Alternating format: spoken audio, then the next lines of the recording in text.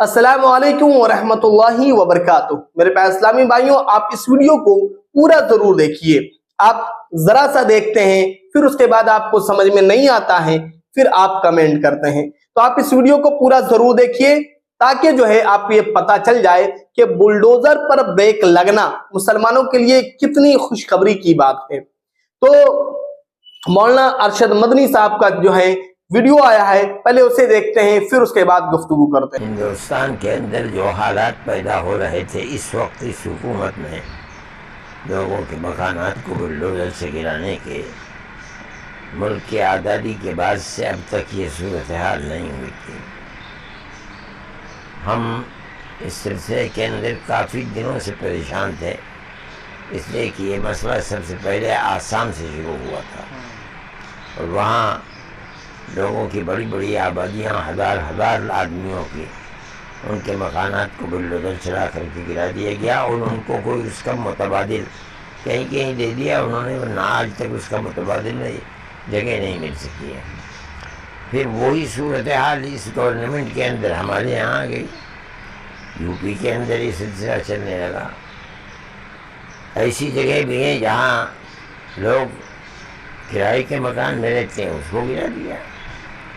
हमारा मानना ये था कि एक मकान के अंदर 10 आदमी रहते हैं, 15 आदमी रहते हैं, बड़ी खुशी की बात रहते हैं, बहुत खुशी की बात है। से कोई गलती और ये योगी सरकार पर और बीजेपी पर जो है ये तमाचा है मुस्लिमों के मामलात के अंदर, और इंशाल्लाह धीरे धीरे रुख करते हैं एक से एक तमाचे लगे। कि वो लोग जिनकी जिंदगी का कोई सहारा नहीं होता है, उनके लिए कोई रास्ता नहीं होता है, तो उनके लिए एक रास्ता कोर्ट का होता है जहाँ उनको पनाह मिलती है। ये बेचारे ऐसे गरीब लोग हैं इनके मकानात को गिरा दिया कि वो लोअर कोर्ट में भी नहीं लड़ पाते हैं, इसलिए आए कि सुप्रीम कोर्ट में आकर के लड़ेंगे।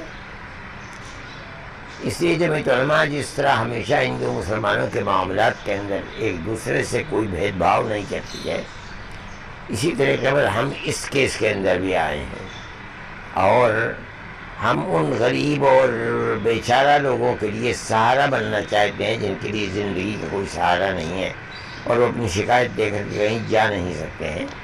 हमें इस बात की बड़ी खुशी है कि कोर्ट ने हमारी इस बात को कबूल किया और सुप्रीम कोर्ट ने आज ये फैसला किया।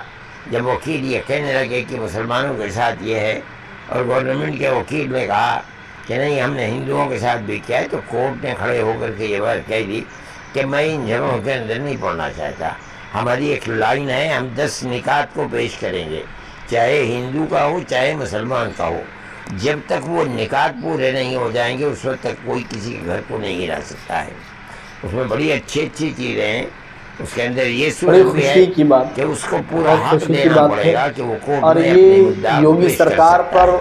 और बीजेपी पर जो है ये तमाचा है मतलब ये है कि अब जुल्म नहीं और इंशाल्लाह धीरे धीरे एक से एक तमाचे लगे। मोहलत दिए कोर्ट के इंतजार फैसले की, लेकिन कोर्ट ने उसके साथ साथ ये कह दिया है कि आज से लेकर के एक तक किसी के ऊपर बुलडोजर नहीं चलाया जाएगा। उस दिन जो हमारा फैसला होगा 10 निकात का, हमें ये तवक्को है कि किसी जगह भी उन 10 निकात के होते हुए कोई जुल्म और ज़्यादती हो नहीं पाएगी, न किसी मुसलमान के साथ न किसी हिंदू के साथ। मैं ये समझता हूँ कि और लोगों ने भी इस केस के अंदर दखल दिया है, लेकिन हमने सिर्फ एक सूबे के लिए नहीं बल्कि हमने तो पूरे हिंदुस्तान के लिए उन मसाइल को पेश किया था। इसलिए मैं ये समझता हूँ कि ये एक तारीख़ी फ़ैसला होगा जो कोर्ट की तरफ से, सुप्रीम कोर्ट की तरफ से होगा और ये हिंदू और मुसलमान और मुल्क के सभी बसने वालों के लिए एक बेहतरीन फ़ैसला होगा और उन्हें बड़ी नजात मिल जाएगी इससे। क्या उम्मीद लगती है आपको 1 तारीख के बाद जो आप फैसला आएगा उससे क्या उम्मीद लगती है? इस वक्त तक जो रुख है उससे हम यही महसूस कर रहे हैं कि जो 10 निकात हैं वो हर मजलूम के लिए एक सहारा बनेंगे इंशाअल्लाह, और यही हम चाहते भी हैं।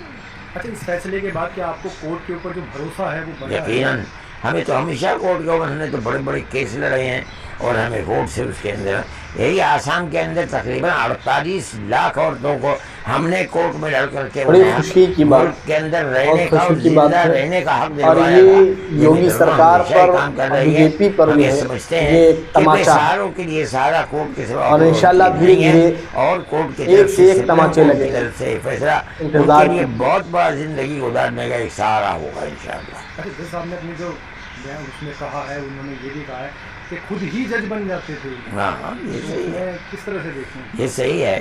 جب ملک کا ایک نظام ہے اور کوٹ ہے اس کے فیصلے کو قانونی اعتبار سے کرنے کے لیے، تو گورنمنٹ کو اس قانون کو اپنے ہاتھ میں نہیں لینا چاہیے بلکہ کورٹ ہی میں جانا چاہیے۔ کورٹ اگر کہہ دے کہ ہاں یہ صحیح ہے، ہمیں کیا اس کے اندر ہو سکتا ہے؟ کس طرح سے دیکھ رہی ہے؟ بہت ہمیں تو اس سے ایک طریقے کا بہت سہارا ملا ہے، غریبوں کو سہارا ملا ہے، ان کو سہارا ملا ہے۔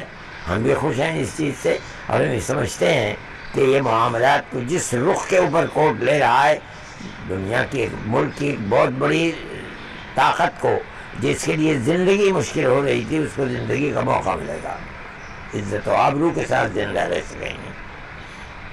تو میرے پیارے اسلامی بھائیوں، آپ نے اس ویڈیو کو دیکھا، انشاءاللہ تبارک و تعالی پاک پروردگار کے کرم سے اس غلط منصوبے بنانے والوں کو مولا نیست و نابود فرما دے گا۔ یہ بڑی خوشی کی بات ہے کہ بلڈوزر پر روک لگ گیا ہے، اور روک لگنے کی وجہ سے اب مظلوموں کا جو ہے وہ گھر بچ جائے گا۔ جیسا کہ مولانا ارشد مدنی صاحب نے اپنے اس چھوٹی سی کلپ میں بیان کیا کہ کوئی ایک مجرم ہوتا ہے اور اس گھر میں رہنے والے 10 افراد ہوتے ہیں، اس ایک مجرم کی وجہ سے جو ہے 10 افراد کو گھر سے بے گھر ہونا پڑتا ہے۔ یہ بالکل ناانصافی تھی، لیکن الحمدللہ اللہ کا شکر ہے کہ اس چیز پر بریک لگا ہے، اور انشاءاللہ تبارک و تعالی رب تبارک و تعالی سے دعا ہے کہ انشاءاللہ ان کے سارے غلط منصوبے کو مولا نیست و نابود فرما دے گا۔ السلام علیکم ورحمۃ اللہ وبرکاتہ۔